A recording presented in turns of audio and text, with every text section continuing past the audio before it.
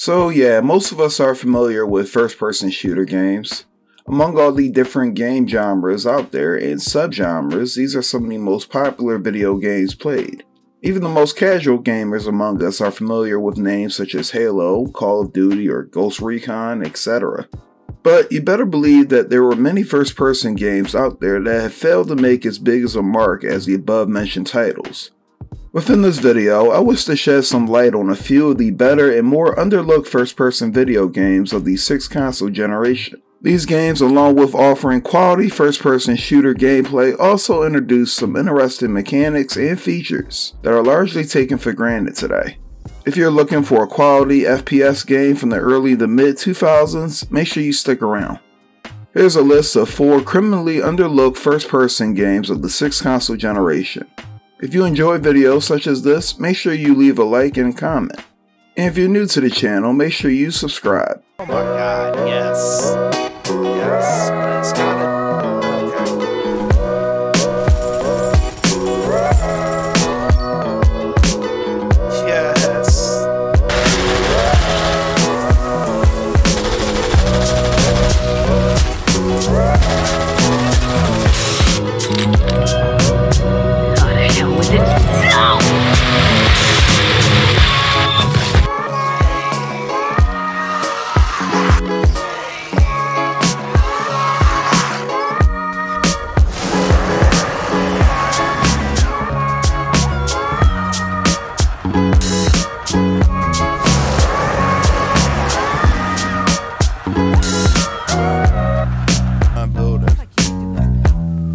Okay, give it to me, baby. Yeah. I've got another 2, so come back. Yeah. It's gotta take my steroids, you know. Hurry what?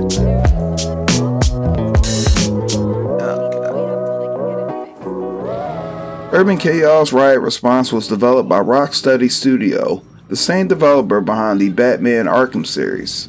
It was published under Eidos Interactive in 2006 and released for the PlayStation 2 and Xbox.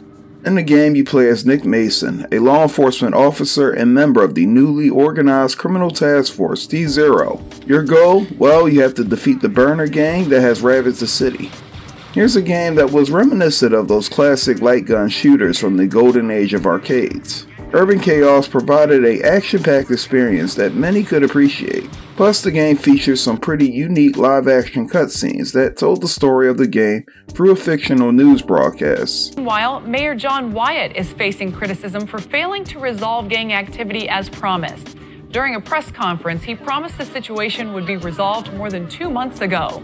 The mayor has been told he needs to do something soon. Otherwise, the military will be brought in to protect the citizens who've been leaving in increasing numbers. So this game introduced some interesting mechanics for the FPS genre. It was perhaps the first game that allowed players to use a shield to block enemy attacks and fire, along with having the player use a stun gun to incapacitate enemies. The shield can be used by simply pressing and holding down the L1 button. While equipped, you can switch back and forth between cover and fire. Along with using the shield as a melee weapon to knock Burner gang members down, you can also switch back and forth between using your shield and stun gun as well. Along with the shield and stun gun, you also get the standard variety of weapons such as the automatic pistol, repeating shotgun, and assault rifle. These weapons can be unlocked and upgraded by completing various timed missions. You can also earn various medals by completing the game's side objectives as well. The side objectives include capturing gang members, performing headshots, and collecting game masks. I have to say that the gang members aren't really that impressive. I mean, these guys are supposed to be some type of terrorist group, right? But all they seem to carry are Molotov cocktails, kitchen cleavers, and sawed-off shotguns. Occasionally, you'll run across one with a pistol. And for some reason, all of them seem to enjoy wearing hockey masks. The Burner gang members are pretty easy and have very predictable patterns of attack. This can get pretty old at times, as it shows off that the AI programmed in the game isn't that sophisticated. Urban Chaos did a few things to stand out from the competition in the mid-2000s. For one, it introduced hostage situations, where the player had to carefully take aim and cover in rescuing a hostage and killing gang members. During these sequences, you must slowly approach the game member, keep your shield equipped, and wait patiently for the game member to reload their weapon. While reloading, you can then hit down on the R3 button to zoom in and fire. This was probably my favorite thing to do in the game, as it was always followed by some explosive or gory finish. As an additional mechanic, Urban Chaos had the player command first responders in the heat of the action.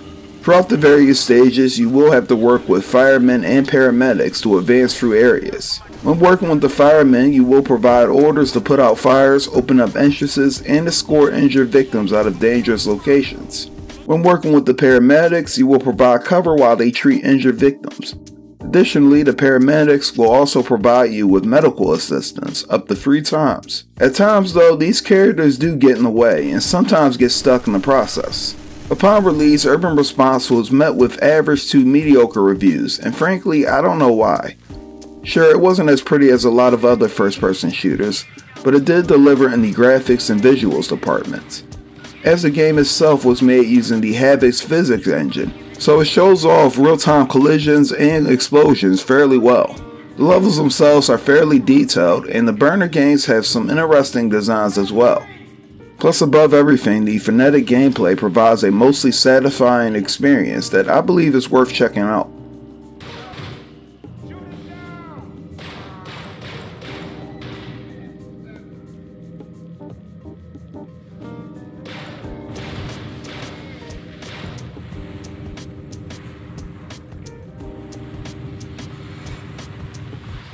In 2005, Midway Games decided to revive a rather obscure light gun game series that many gamers from the 90s completely forgot about.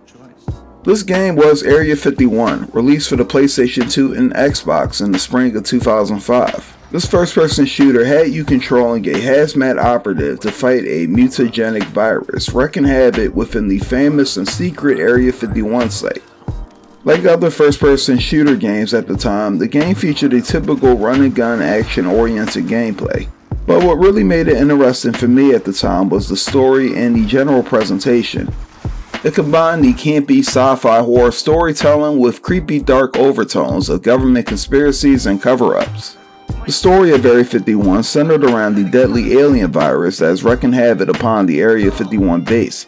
It starts with Hazmat Team Delta conducting an initial investigation where they are ambushed and attacked by some mysterious alien creature.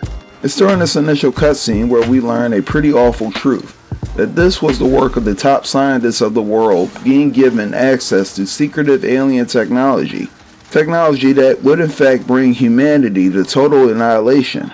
But getting into the game, you play as Ethan Cole, the mission specialist of Hazmat Team Bravo, a character who spends a great deal of time questioning the various secrets that characterize Area 51. Gameplay wise, it's everything you would expect out of a first person shooter with just a few variations. As Ethan Cole, you move around in a first person perspective and shoot the crap out of mutants, Illuminati soldiers, and other creatures. Area 51 offered a pretty decent selection of weapons to use throughout the game. A few such as the assault rifle and shotgun can be dual wielded. The shotgun can fire double shots when pressing down on R2 or L2. Additionally, all the weapons can be used as secondary melee weapons. This can be done by simply hitting down on the left analog stick. Perhaps the biggest takeaway is Ethan Cole's ability to go full mutant midway through the game.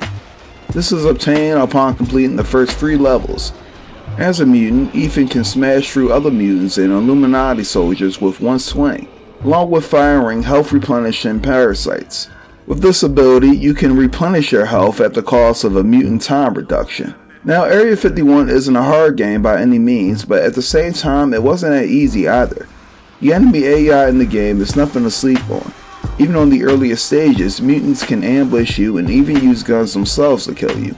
And the Illuminati soldiers will also give you a run for your money, as these soldiers are not only properly equipped with the same weapons, but they also think and move tactically. These soldiers take cover, flank, and utilize grenades efficiently.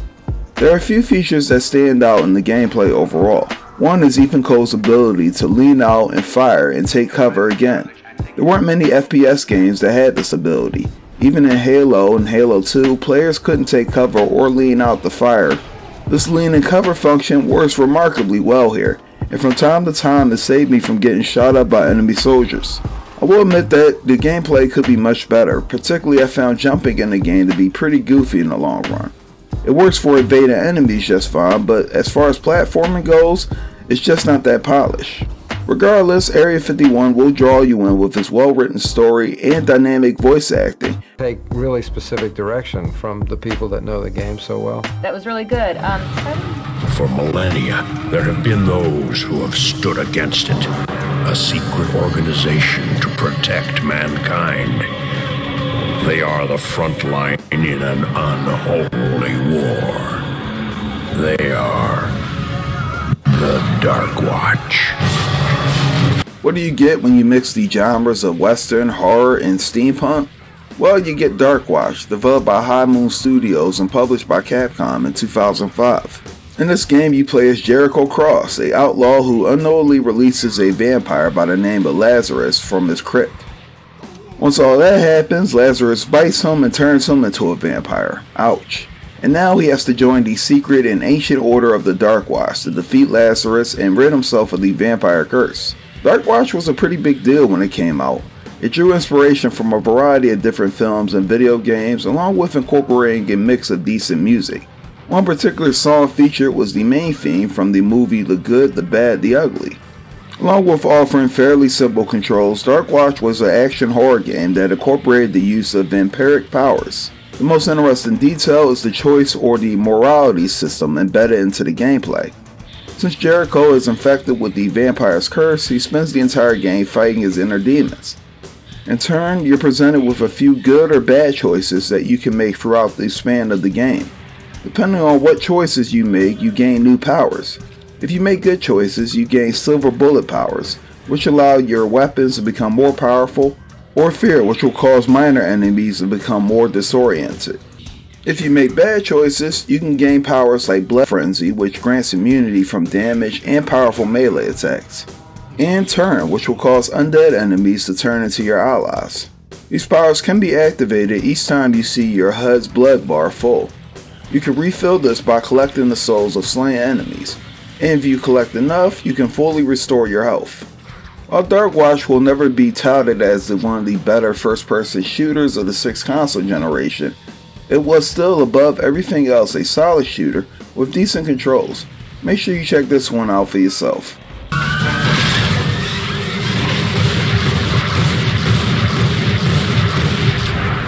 Let's face it, most video games based on popular movies usually suck and are not worth playing in the first place. Well, that isn't the case when it comes to Peter Jackson's King Kong, developed and released by Ubisoft in 2005. In this game, you play as either the lead protagonist of the film, Jack Driscoll, or King Kong himself, and you basically fight off the monsters that inhabit the fictional Skull Island. While most first-person games give you an overhead display that includes health, an ammo counter, and objectives, King Kong lacked any of that. With no health bar, players had to be especially careful in avoiding enemies and taking damage. Damage is indicated anytime you see the screen blur or distort, or you feel a vibration in the controller.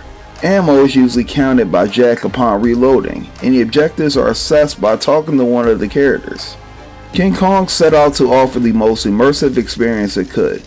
It did this in a few ways, by offering various movie-like stylings, working environments, and creative combat.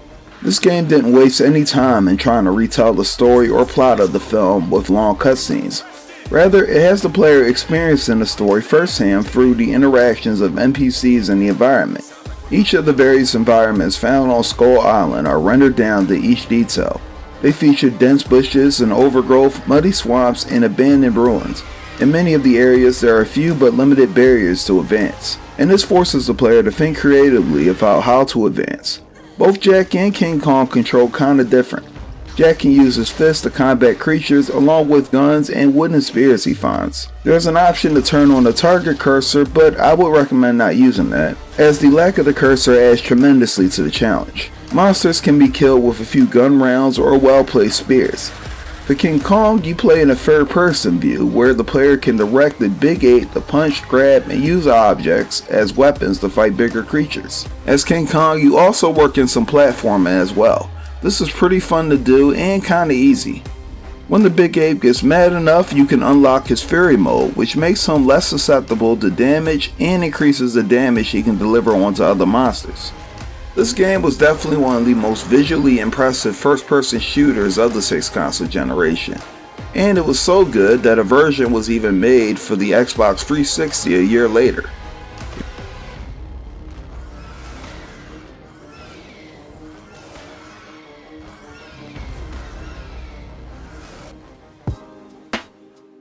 Well, there you go. Just like I promised you earlier in this video, that was 4 criminally underlooked first-person shooter games of the 6th console generation. If you're looking for a quality first-person shooter experience, you really can't go wrong by choosing any of these games.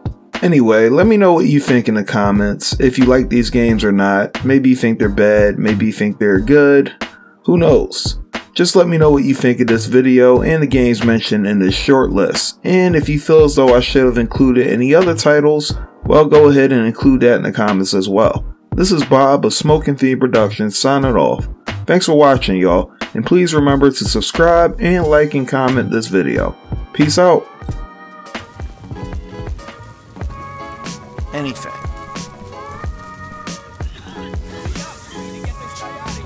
Hey, yo, shut up. Oh, okay, that's the next guy. We gotta come back for you. So right now I need to figure out how the heck do I get out of here? Cause I'm just, oh my god. Oh my god. Yo, shut up, man. I can never remember how to get out of here.